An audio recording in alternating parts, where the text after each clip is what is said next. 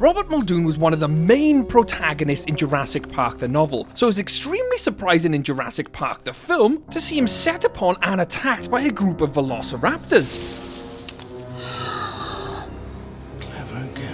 And it's heavily implied that he perishes in this incident, whereas in the novel, he actually survives. So did he actually die in Jurassic Park? And if he did, what happened to his body? And are there plans for him to return in this new Jurassic World movie? Well, I have some shocking information to share with you today, so get ready for a banger. Robert Muldoon was Jurassic Park's game warden. He was also the warden at John Hammond's park in Kenya. He was shown to be proficient with weaponry and a skilled hunter. He was also portrayed in the film as a cautious man and a bit of an alarmist. Bit of an alarmist, I'm afraid, but knows more about raptors than anyone. It can be assumed that he had worked with Hammond for a considerable amount of time because Hammond was confident enough to trust him in bringing back his grandchildren. And this is where things get extremely interesting, because as you remember, Ray Arnold went off to the electricity shed to turn on the electricity and never came back. Muldoon volunteers to go with Ellie and picks up his legendary Spaz shotgun, where he sees that the wires on the raptor pen had been chewed through. And this is where he follows the raptors deeper into the jungle, quietly removing his hat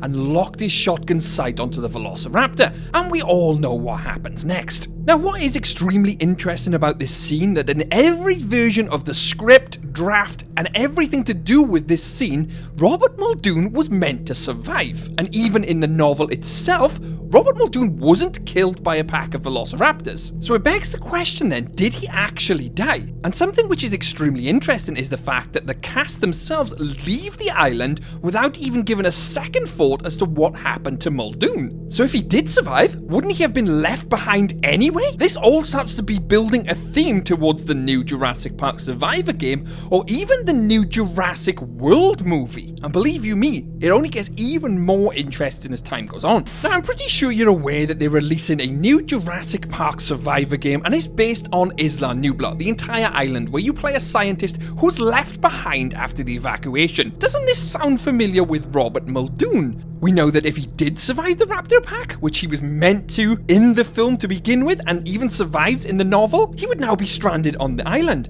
And who will he come into contact with in this game? This scientist. Things now are starting to point in the direction of Robert Muldoon surviving the attack, but how would that even be possible? Well, to my surprise, there is actually an explanation to how he survived the attack, and it is an official source from Jurassic Park, and that's something I will talk about in just one moment. So as you can already see, this is now gearing up for a Muldoon return for either A, the game, or this new Jurassic World movie. Now, if he was to return, it seems more likely he would be in Jurassic Park Survivor, because that's a game they can kind of say then it's non-canon if they wanted to, much like they did with Jurassic Park the game. If Muldoon did survive, it will then explain how he missed the helicopter and will survive and get off the island with the scientist. It starts to make sense because we need other human beings on that island in that game, because otherwise, who would the dinosaurs be attacking? Just other animals? In my eyes, that would be a huge missed opportunity, because even in Alien Isolation, the alien does actually attack other humans. Which brings me back to my point earlier. How would Robert Muldoon actually have survived that horrific velociraptor attack? Now, as I said at the start of the video, we know Robert Muldoon survives in the novel. He doesn't get attacked by the velociraptors like he does in the film, but in the comic adaptation, everything unfolds basically exactly the same. He goes to find the velociraptors, gets attacked by them, and assumingly, he gets killed. And here's the thing, he actually survives the attack, and it thoroughly explains how he does so. Now, what is to note here is the fact that they don't go to the emergency bunker like they do in the film. They stay in the control room. And after the scene where Robert Muldoon gets attacked, Malcolm now gets back to his feet from his injuries in Jurassic Park, and he demands to be taken down to the jungles to find Grant and Ellie. He's promptly shut down for this idea, and Muldoon suddenly appears out of nowhere to everyone's surprise, alive, and declares he'll take Malcolm down there himself. Obviously, for readers, this leaves everyone scratching their heads into how he actually survived a vicious velociraptor attack. Now, Muldoon actually states throughout the comics that he hand-raised the raptors, much like Owen did with his raptor pack, and Muldoon Muldoon, despite being attacked by a raptor, carries no physical scarring or wounds. Now, in issue 5 of the comics series, Muldoon and Malcolm find Grant and Ellie in the aftermath of the raptor rampage. Muldoon informs them of how he survived the events of the film. He explained that another helicopter had come for him later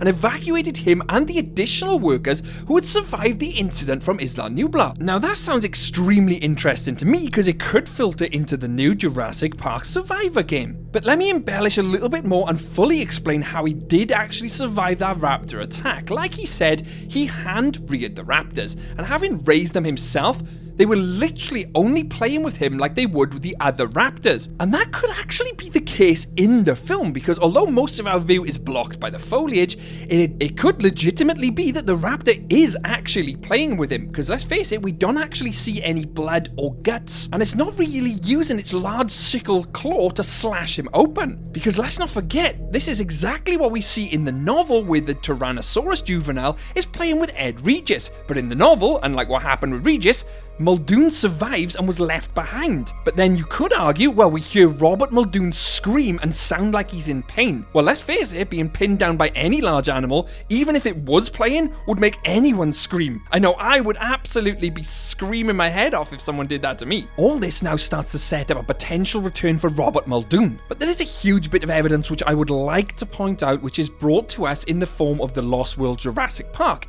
Wrongful death settlements, partial list. Family of Donald Gennaro, $36.5 million. Family of John Arnold, $23 million.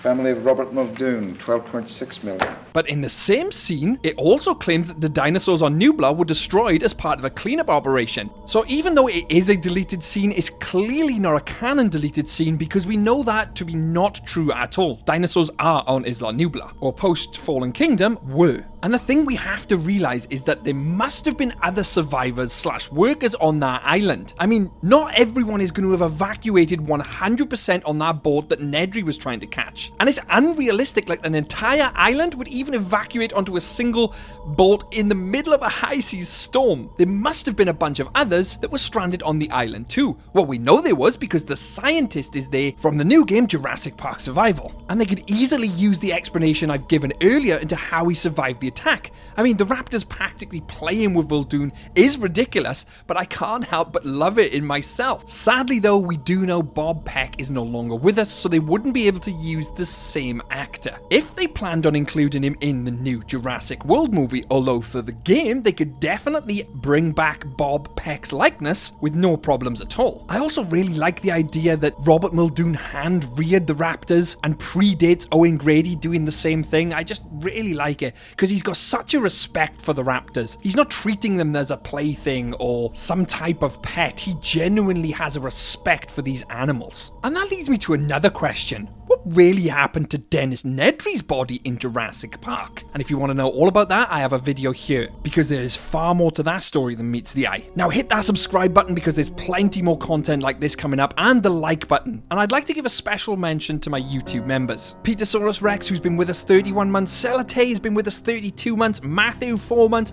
Deadshot ends 6 months. Thanks guys for supporting the channel, and if you want to support the channel, the link's in the description on how to do so. Thank you very much for watching. I'm Shadows. Can I solve all Jurassic Park related theories? You bet your ass I can. Catch you later. Quiet, all of you. We're approaching the Tyrannosaur paddock.